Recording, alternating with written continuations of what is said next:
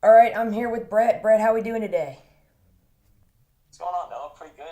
Some great college hoops once again tonight, and some bubble teams out there. So stirring, and lots of bubble teams necessarily may not make it out tonight. So it's going to be a fun podcast here, and we have a lot to discuss. I think a logical starting point for this podcast would be the one seeds. So, as of my Monday projections, I had Virginia, Villanova, Xavier, and North Carolina, which is a little bit of an interesting decision.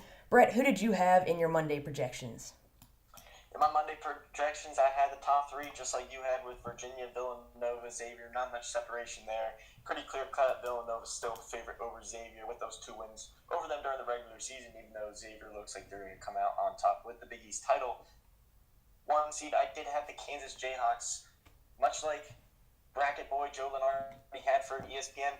I kind of favored Kansas in this one too. They 23-6 now, 12-4 on the season as of Monday. They have moved up since then with a win at home on Senior Day. Devontae Graham and company taking care of business, but Kansas has just looked dominant over the past few weeks. They picked up that big win on College Game Day at Texas Tech. They beat West Virginia twice. They had the neutral court win against Kentucky.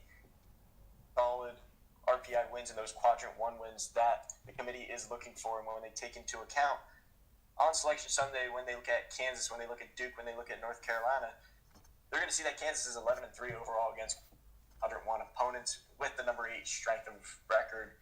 Their KenPom RPI rating is a 2. Their RPI is a 5.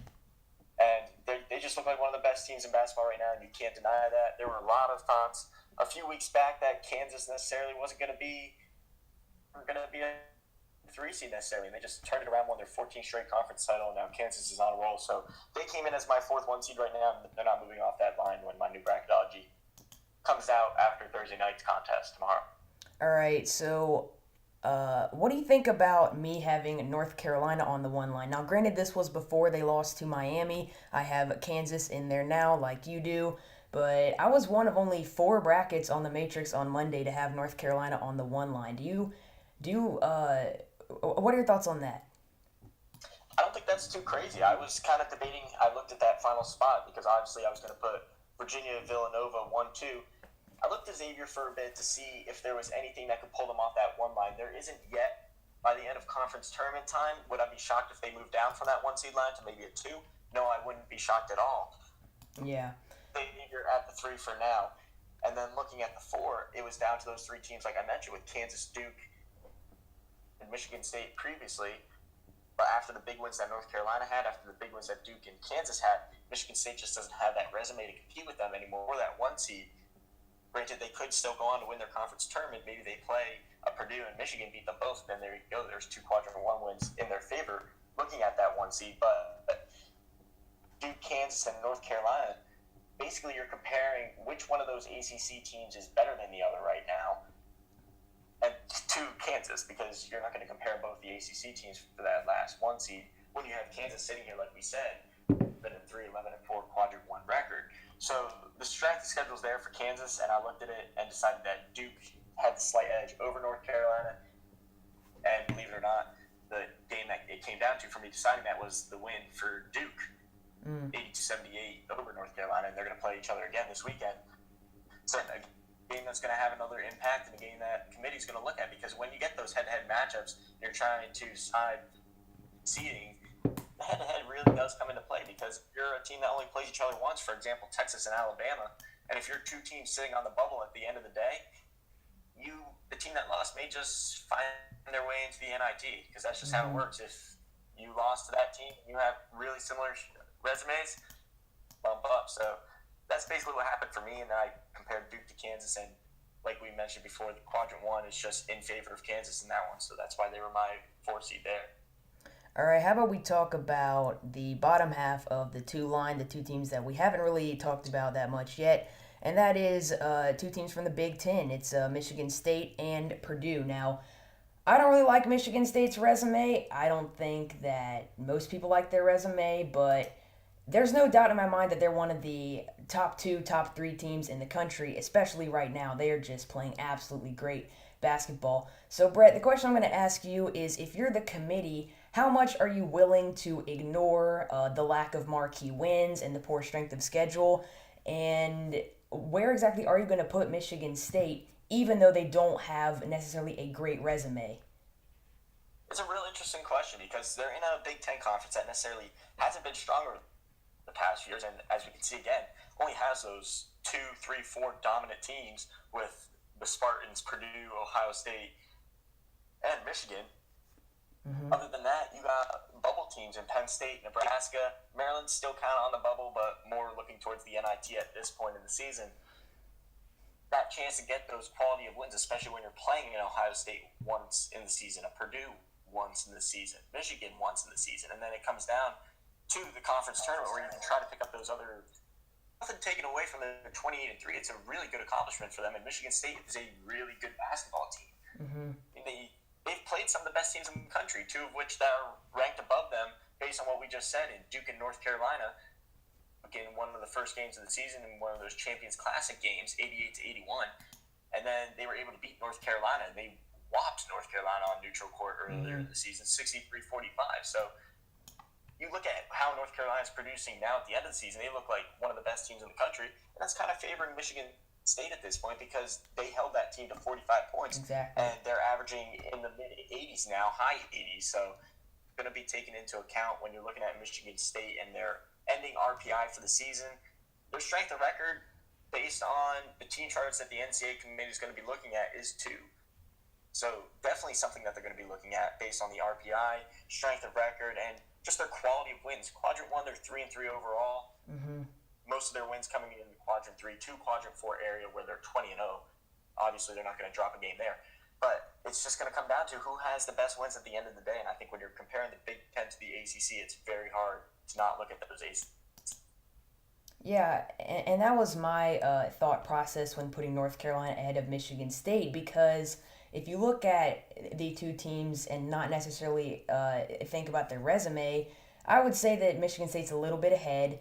But here's the thing: even though Michigan State has the head-to-head win, even though they're a better team, I really, as hard as I tried, I couldn't ignore what North Carolina has accomplished this season in terms of Quadrant 1 wins. I mean, now I put them on the 2 line, but this was back on Monday before they lost to Miami.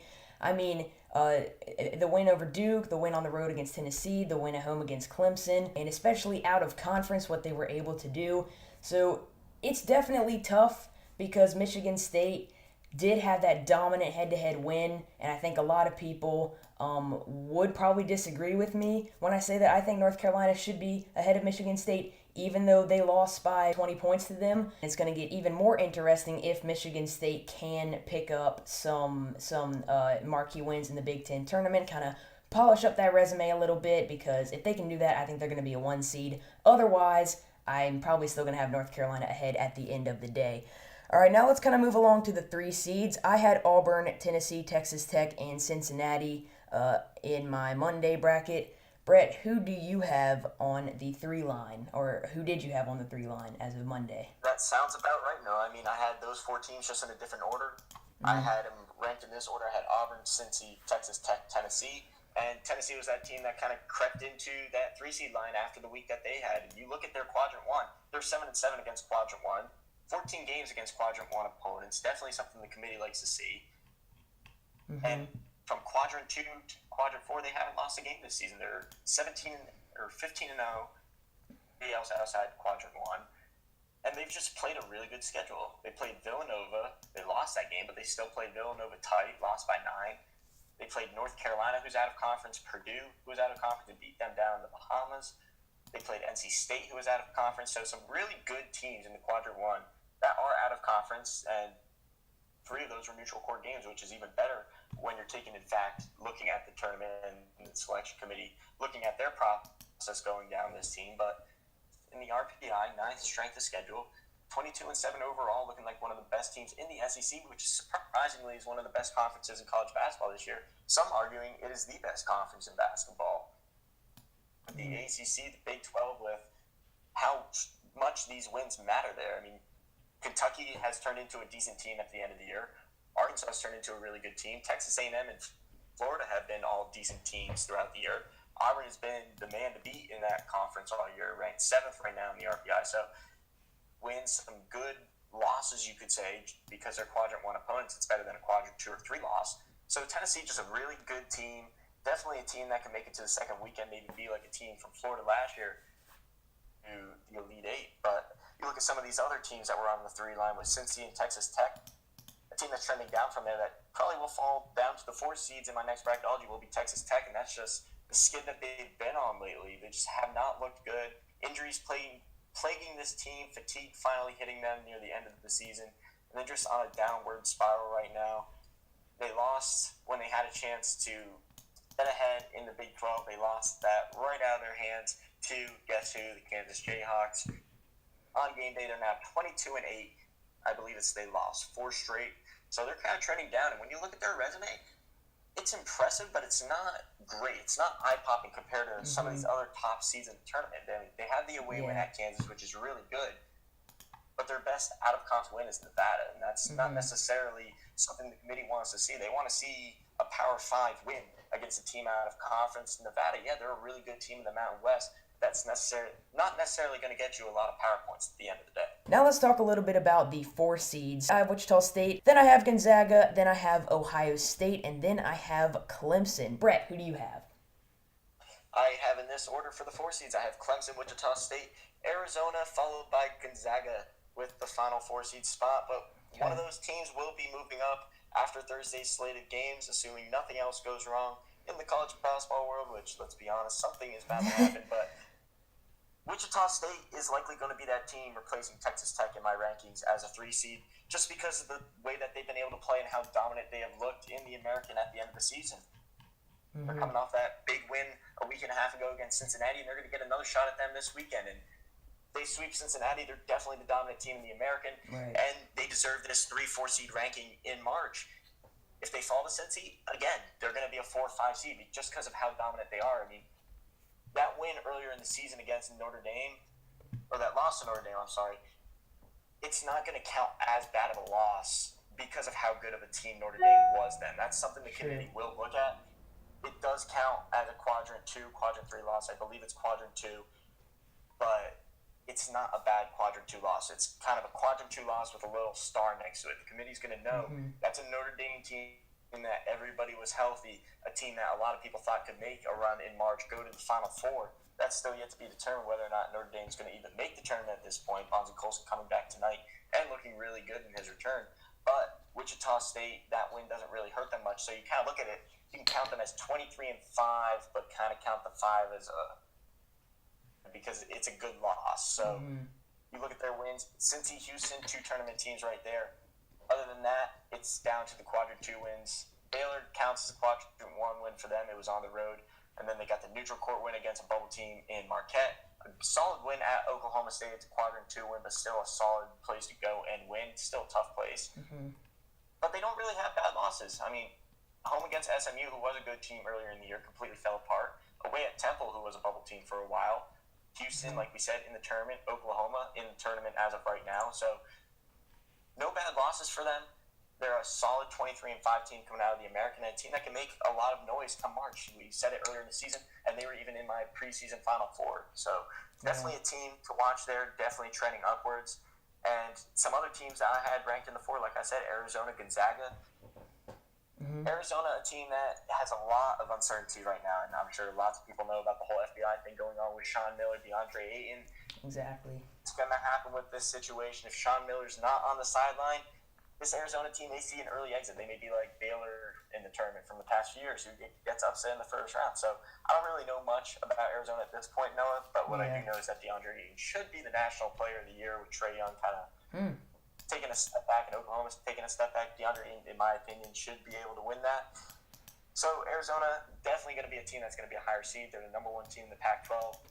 Power 5 conference, even though it's very weak, it will be taken into consideration that they're going to be a conference tournament champ, barring no craziness, which, again, it's college basketball, so we can expect craziness. But let's say they win the Pac-12 tournament, they need to be seeded as a 4 seed regardless. Same thing with Gonzaga. If they don't lose any more games, you kind of got to keep them there. They're going to wind up being, I believe it's 30-4, 31-4 games, and they would pick up a win over BYU or St. Mary's. In the tournament, most likely St. Mary's. So, again, another Quadrant 1 win right there. They had the neutral court win over Ohio State, which is why Ohio State is down to a 5 seed in my next rankings, I guess you could say, the next seed line, and we'll go over that in a second. But the neutral court win over Ohio State goes a long way. Home win against Creighton. Again, it's not a really solid Quadrant 1 resume there, but it's enough to push them over that hump and get to a good seeding for March. All right. I'm not 100% sure about Arizona's resume. This year, the selection committee is going to add Ken Palm and BPI and Jeff Sagarin ratings into their selection process. And as of now, Arizona has a very mediocre ranking in each of those.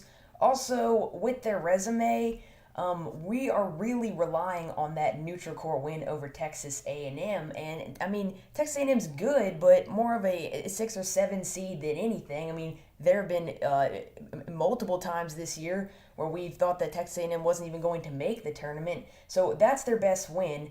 Then they have a home win over USC. Then they have a home win over Arizona State. Road win against Arizona State. Nothing that great. I was actually debating putting them on the 6th line for a little while. I think it's going to be interesting to see how the committee handles Arizona, because I really don't think that they're as good as a lot of people think, and I don't think that their resume is that great. It definitely needs another boost, but of course there's no opportunity for them to get that as they're not in a great conference. All right, we're going to go ahead and skip to the bubble now. We're going to be talking just about a few specific teams, not going seed by seed, just to kind of speed this thing up. Let's talk about St. Bonaventure. Very, very strange case, the Bonnies, because I would probably argue that they're the worst team in my at-large selection at the moment. I don't think that they're that good, but they have a very, very good RPI. It's 21. They have a good non-conference RPI. That is 18. They've beaten Rhode Island at home. Besides that, not much. What do you make of St. Bonaventure? Very confusing resume. It's complicated. That's the word for it. It's pretty complicated. They're Quadrant 1. They're 3-2 overall. They have that win over Rhode Island at home. A very nice win for them. Their best out-of-conference wins are Buffalo and Syracuse, which isn't that impressive. Nothing taken away from Buffalo. A really good team out of the MAC, but you can't be counting on that when you're trying to get an at-large bid. Buffalo, yeah, they're going to be a 12 or 13 seed possibly in the tournament, but they're not that Power 5 team that you need. Syracuse, yeah, they're a Power 5 team, but again, they're a bubble team. So it does set them apart when you're looking at St. Bonaventure or Syracuse, which one's going to get in. You do have to take into consideration the wins that Syracuse has. Like, if they can put together a resume within this next week or so, pick up those nice wins like they have in the past few years, Syracuse is probably going to have the edge over them. But if Syracuse keeps the resume as they have now, maybe picks up okay wins, St. Bonaventure will probably get the nod over them just because of that head-to-head. But like you said, no really standout wins on the schedule for St. Bonaventure. And they do have 2 bad losses. Quadrant 3 loss to St. Joe's, who just upset Rhode Island. So maybe a sleeper there in the A-10 tournament, maybe a potential bid stealer. But then the Quadrant 4 loss to Niagara by 2 at home. Definitely not a good loss there. Something that's going to be compared to the Kansas States, the Texas, the Baylors on the bubble. So St. Bonaventure definitely going to be sweating out on Selection Sunday with a win or loss moving forward. For them, the best case scenario is obviously winning the Atlantic 10 tournament. That way they can silence all the talks of them getting in. If they win the A-10 tournament, I don't see them going any higher than a 10th seed just because of that resume, even though they'd probably beat Rhode Island again. How does this team have a top 25 RPI? It honestly makes no sense to me looking at their resume. I mean, granted, it's not terrible. It's not the worst thing I've seen in the world. I mean, they have some nice wins, but it does not make sense to me how this is the 21st best resume in the country according to RPI. Right, it makes absolutely no sense. Exactly. Because you would look at this, and you look at it like, oh, this is probably a team ranked somewhere 40 to 50. That seems reasonable. 2 record against the Quadrant 2, 5-1 Quadrant 3, 3-2 Quadrant 1. Yeah, probably somewhere 50, 55 range. Then you look at it, and their RPI is 21, and it makes no sense because you look at the KenPom rating of 66, and the other ratings of 57, BPI 57. It makes no sense why their RPI is that high. Yeah. Personally, I think it's because they're getting pulled in by the TCU loss and the Rhode Island win and the Rhode Island loss, because they're going to be looking at those. Rhode Island's ranked really high in the RPI. Oh, well, St. Bonaventure beat them. so then they have to be ranked high in the matrix. That's kind of why the committee's trying to stray away from the RPI, move into this new quadrant system. Thank goodness. That way it kind of separates it a little bit, and in that case, the quadrant system does work over the RPI. Other situations, you can favor the RPI. Yeah. I'm not going to turn this into an RPI rant, but something must be changed about that metric if St. Bonaventure is the 21st best. I really don't understand that at all. But now let's talk about USC. Wins over Middle Tennessee and New Mexico State. Not going to take anything away from those teams. Two very, very good teams, but I don't know how you can put this team in right now. I mean, you're kind of forced to due to the lack of options, but what do you make of this resume? How much weight do the wins over Middle Tennessee and New Mexico State hold? I mean, that is it right now. They're only relying on those wins. Yeah, you said that really well, that they're basically in because of how weak the bubble is right now and other bubble teams losing. That's how I felt filling out my bracketology going into Monday morning, and that's how I'm going to feel moving forward, just because these bubble teams have an excellent opportunity. Mississippi State, you had an excellent opportunity the other night to beat Tennessee and jump a team like USC and get in. Syracuse, you had an excellent opportunity. Nebraska, you had an excellent opportunity. Right.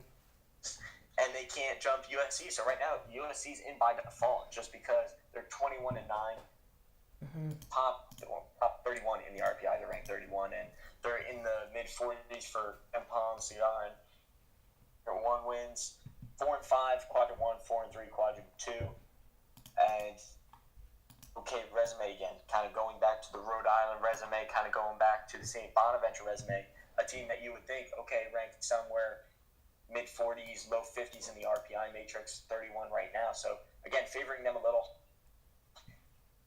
In a Power 5 conference, that's probably why they're ranked as high as they are. The committee's going to favor the Power 5 teams over the non-Power 5 teams with this new quadrant system. That's just how it goes, because they're basically ranking how good were your Power 5 wins against each other. But the wins against Middle Tennessee and New Mexico State, they don't hold much weight. It kind of goes back to the whole thing with St. Bonaventure beating Buffalo. It's a good win, good opponent, but it's not a win that you're going to be looking at versus another bubble team and kind of saying, oh, well, USC beat Middle Tennessee and New Mexico State. No, that's not going to happen because those aren't two teams that are going to be wildly talked about come Selection Sunday. Yeah, I think what you said was very interesting, that there are so many teams with opportunities, and I think that's what makes this year in college basketball so much fun. Kind of confusing as a bracketologist, but there are still a lot of teams on the outside looking in that if they can make some noise in their conference tournaments, I mean, they could potentially sneak in, because it's not like you're saying, oh, it's going to be so hard to jump in front of USC. You could probably win like 2 games right now and jump in front of USC. Exactly. So not even 2 games, 1 game. I mean, we're looking at the first 4 out. We got to call it the first 12 out, because there's literally 12 teams there that all they need is 1 win, and boop, they're into the bracketology report. So it's really not hard this year to put a team on the bubble and put them into the tournament, but they're making it so much harder because they're all losing. For example, this might be a tad ambitious, but let's say they beat Virginia on Saturday, which I hope does not happen. Let's say that they win 1 or 2 games in the ACC tournament. They beat a good team. They beat a Virginia Tech. They beat a Louisville. Maybe even take it a step further, beat a North Carolina. They could definitely get in. It is so wide open. If they beat Virginia and can win a game or 2 in the ACC tournament, Notre Dame is going to be in, because the committee's going to be looking at Notre Dame is back with Bonzie Colson. They've won 3, 4, maybe 5 straight at that point. They make a run in the ACC tournament. Yeah, they're going to be in over a team like USC that has a lot of questions about them. Yeah. So I said that, and then I just kind of panicked because I didn't know if they beat Pittsburgh. They did beat Pittsburgh, so my point is not completely taken away there. Seriously. Pittsburgh 0-18 in ACC play. That is hard to do. They are abysmal. Yeah. How about Louisville? We should talk about Louisville. Yeah, right now I have Louisville as a solid 11 seed right now. I have them as one of the last few getting a bye. And I think moving into tomorrow night, they do have that game against Virginia. And huge game. If they beat Virginia, I think they're a lock at that point for the NCAA tournament. That gives them another very good win, quadrant 1 win on the season, and late in the season going into ACC play. So if they do beat Virginia, I feel like they're a lock at that point. If not, I feel like they're still going to be in the tournament. They may move down a spot into the last 4 in, playing at Dayton at that point. game against NC State, which is going to be another quadrant 1 test for them. Draw either a 7 and 8, possibly as high as a 5 seed in the ACC tournament from what I've seen. And I've seen some possibilities that they can move up into the double bye, but I wouldn't count on that because they need a lot of stuff happening in their favor and they need to win out. So 2 tough games remaining on the schedule for Louisville, and we'll get to see what this team is made of, because we said coming in 2 weeks ago that this team had the toughest 5-game stretch to end the season. They had North Carolina, Duke, Virginia Tech, Virginia, NC State, and those are all quadrant 1 worthy games, and they've shaped up to be. They've been some really good games, and we've seen the worst of Louisville in those North Carolina Duke games, and we saw some of the best of Louisville against Virginia Tech, that grit and that ability to fight to the end. So maybe a season-changing win for them at Virginia Tech, that's still yet to be seen, but it's going to be senior day tomorrow. It's going to be loud in the KFC Yum Center. I'm excited that I'll be able to be there. It always is between Louisville and Virginia, and it just seems like Virginia's Louisville's kryptonite. Yes. We'll see if Louisville can end that streak, because the last time a number 1 team came into the Ville on senior day, everybody remembers Kyle Keurig beating Syracuse single-handedly with his 24, 26 points in that one. Last game in Freedom Hall for Louisville, so it's not the last game in the KFC Yum Center, but it's the first game they're playing there without that 2013 banner hanging there. So yeah, all the fans are going to have their head hanging on. A lot of emotion's going to be in that game tomorrow, and a lot's on the line. So definitely going to be one of the games of the night tomorrow. Here's something I want to quickly point out about Louisville, and I think this is going to be interesting to pick your brain over, because Louisville doesn't have a bad loss. All their losses are against top 50 teams. Now, you could look at that as Louisville being good enough to not have bad losses, or you could look at it as them not being capable of beating the best of the best, not performing well against the best of the best. Do you see it as more of, are you praising Louisville for not having a bad loss, or are you frowning upon Louisville for the fact that they just have not performed well against good teams this season? Yeah, all bias put aside, because I am a Louisville fan. I mean, I go here, so you would expect me to be a Louisville fan, but putting all that aside, from a bracketology standpoint, I do feel like that the committee's going to look at it and say what you said. They don't have bad loss. Like, you're going to compare them to a team like St. Bonaventure, like Syracuse, like USC, like we were just talking about. They have 2, maybe 3 bad losses. This Louisville team doesn't have a bad loss, and they've put up with some really good teams. At home, they lost to Seton Hall by 2.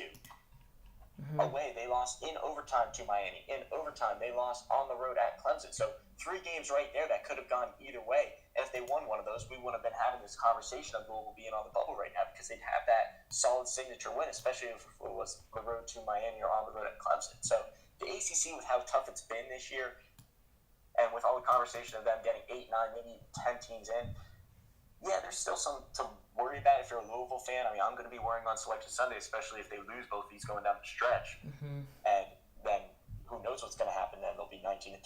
But assuming they win at least one of these down the stretch, they'll be 20-11 heading into the ACC tournament. I think they'll be fine at that point, just because they don't have a bad loss, like you said. Now, obviously, if they go into the ACC tournament and they get upset in their first matchup against a Boston College or a Wake Forest or a Notre Dame team, Notre Dame, it may not be a bad loss by the end of the season, but a Wake Forest, a Boston College, then they have a bad loss, then you can kind of open up the discussion for, well, here's that bad loss. Now we're kind of looking at which team has the best wins. But right now, 3-8 against the quadrant 1, 2-2 against quadrant 2, and those 2 losses being to Florida State and Syracuse, who are both quadrant 1 worthy teams. The only reason it's not considered a quadrant 1 game was because they were home losses for Louisville. But nonetheless, top 50 RPI teams, they don't have a loss outside of that. So for me, that means that they can compete with those top 50 teams. They just haven't been able to get over the hump yet. All right, let's wrap up this show by talking about St. Mary's. Just quickly, St. Mary's, very confusing team. What do you make of them, Brett? I don't know about St. Mary's right now. And this is a team I talked about with Brad on our weekly podcast, and a team that I'm not necessarily favoring to make the NCAA tournament at this point. I mean, much on their schedule, like I mentioned before, opportunity left. Yeah, they can beat Gonzaga again in the conference tournament, but if they beat Gonzaga again, it's going to be because they just won the conference tournament title, and they're going to be going to the tournament. So at this point, chance for them to solidly make the tournament is to win the conference tournament. Otherwise, I feel like all these other bubble teams are going to have crazy tournaments, and they're going to knock St. Mary's out. Most recently, St. Mary's dropped 5 spots on my Monday Bracketology. Wow. From the past week, they moved down 5 spots to a 10 seed. They're the number 1 10 seed, but right now, I'm looking at it, and tomorrow, Virginia Tech's going to be moving up. Houston's going to be moving up.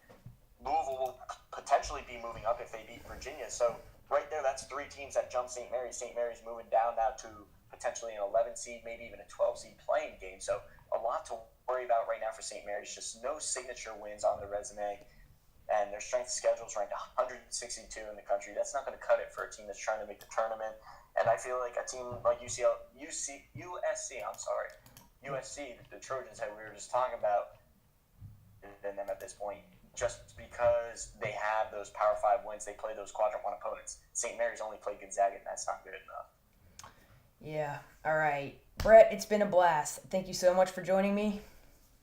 It's been good as always, Noah. Thanks for having me. All right. So thank you so much for watching, ladies and gentlemen. I sincerely hope that you enjoyed. If you did, be sure to subscribe and to follow the show on Twitter at CPP Pride Report. Links will be in the description. I'm going to go ahead and wrap this thing up. Once again, thank you so much for watching. I'm out. I'll see you guys later.